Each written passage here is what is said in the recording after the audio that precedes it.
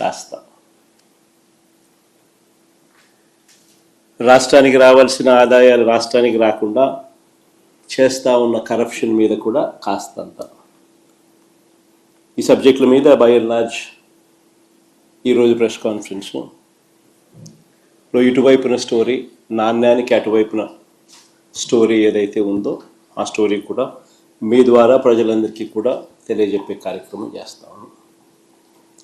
మొట్టమొదటి topic Rayalaseema lift irrigation సంబంధించి. నిజంగా చంద్రబాబు నాయుడు గారు ఈ మధ్యకాలంలో మాట్లాడిన మాటలు చూసినా, ఆయన మంత్రి గారు ఇరిగేషన్ మంత్రిగా ఉన్న చంద్రబాబు నాయుడు గారి గవర్నమెంట్లో ఉన్న మంత్రి గారు ఉన్న మాట్లాడిన మాటలు చూసినా అసలు వీళ్ళు మనుషులేనా అని అనిపిస్తుంది. ఎందుకంటే ప్రతి మాట రాక్షసులను గుర్తు చేస్తుంది. రాయలసీమ లిఫ్ట్ ఇరిగేషన్ పనులను ఆపేయాలి అని అంటూ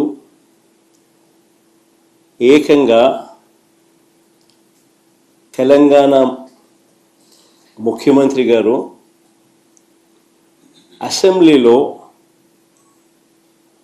క్లోజ్ డోర్ మీటింగ్లో తాను అడిగానని, తన మీద గౌరవంతో చంద్రబాబు గారు ప్రాజెక్టును ఆపేశారు అని ఏకంగా తెలంగాణ ముఖ్యమంత్రి తెలంగాణ నిండు అసెంబ్లీ సభలో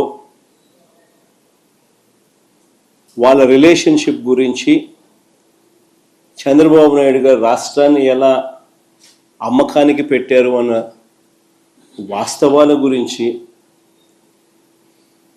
ఏకంగా రేవంత్ రెడ్డి గారు అన్న మాటలు నిజంగా ఇది చూసిన తర్వాత ఒకసారిగా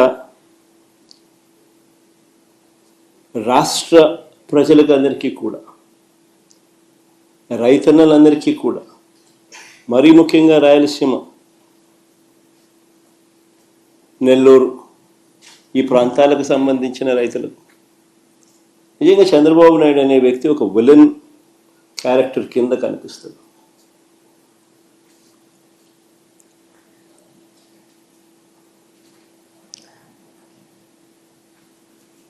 ఆ కుర్చీలో చంద్రబాబు నాయుడు గారు ముఖ్యమంత్రిగా కొనసాగుతూ తన సొంత రాష్ట్రాన్ని ఏ రకంగా తాకట్టు పెట్టాడు, రాష్ట్ర ప్రజలను తన స్వార్థం కోసం ఏ రకంగా తాకట్టు పెడతా ఉన్నాడు అన్నదానికి రేవంత్ రెడ్డి స్టేట్మెంట్లు సాక్ష్యాలు. నిజంగా బహుశా భారతదేశ చరిత్రలో ఇలాంటి చరిత్రహీనుడు బహుశా ఎవరూ ఉండకపోయి ఉండొచ్చు.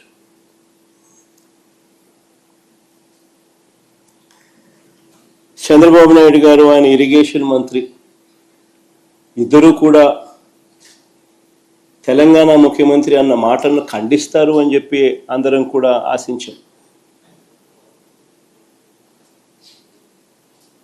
ప్రతి రైతు కూడా ముఖ్యమంత్రి ఈ స్థాయికి దిగజారిపోడు అని చెప్పి రైతు కూడా ఆశపడ్డాడు.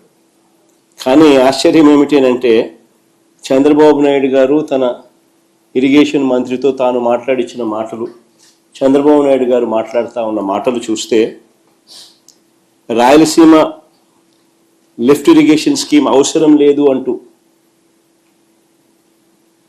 వీళ్ళు మాట్లాడుతూ ఉన్న మాటలు చూస్తే రేవంత్ రెడ్డితో చంద్రబాబు నాయుడు గారికి ఉన్న రహస్య ఒప్పందానికి అధికార ముద్ర వేసినట్టే.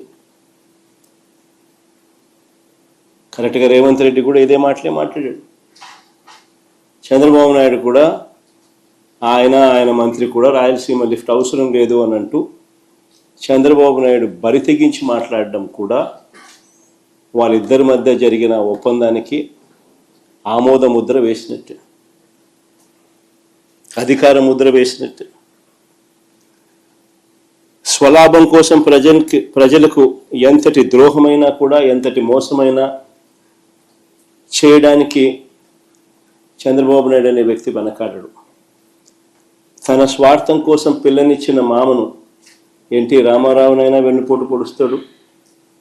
తన స్వార్థం కోసం చంద్రబాబు నాయుడు జన్మనిచ్చిన సీమను కూడా ఏమాత్రం హెసిటేట్ చేయకుండా వెన్నుపోటు పొడుస్తాడు.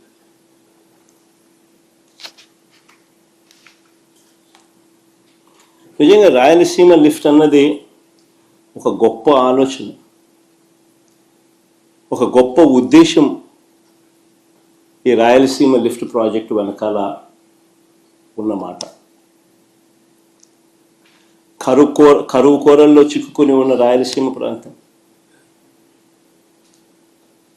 వ్యవసాయం ప్రశ్నార్థకరం అయిన పరిస్థితులు, తాగడానికి మంచినీళ్ళు కూడా ఒక్కొక్కసారి దొరకని పరిస్థితి.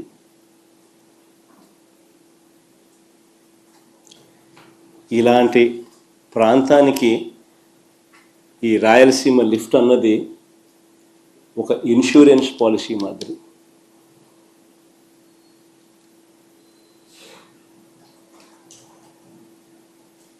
రాయలసీమకు, నెల్లూరుకు, చెన్నైకి ఇది సంజీవిని వంటిది.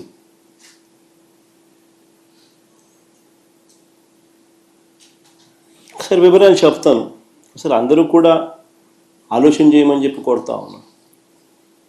ఎందుకనంటే ఇది ఆలోచన చేయదగ్గ అంశం కాబట్టి. శ్రీశైలం ఫుల్ కెపాసిటీ లెవెల్ 885 అడుగులు.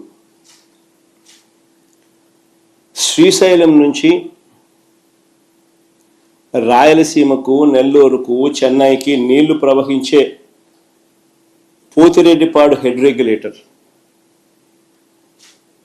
సిల్ లెవెలే, అంటే బాటమ్ మోస్ట్ లెవెల్, సిల్ లెవెలే 841 అడుగుల్లో ఉంది. సిల్ లెవెలే. ప్రస్తుతం ఉన్న పోతిరెడ్డిపాడు హెడ్ రెగ్యులేటర్ డిజైన్ చూస్తే పోతిరెడ్డిపాడు నుంచి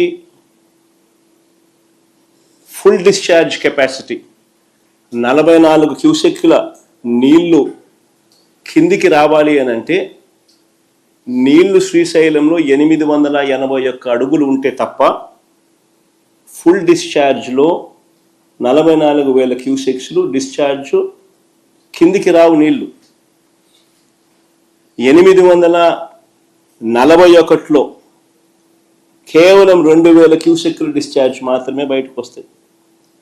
854కు పోతే కేవలం 7,000 క్యూసెక్లు మాత్రమే డిశ్చార్జ్ బయటకు వస్తుంది. పోతిరెడ్డిపాడు ఫుల్ డిశ్చార్జ్ కెపాసిటీ 44,000 క్యూసెక్లు బయటికి రావాలి అని అంటే 881 అడుగులకు పోతే నీళ్లు ఉంటేనే సాధ్యపడుతుంది. Srisailam full capacity level 885.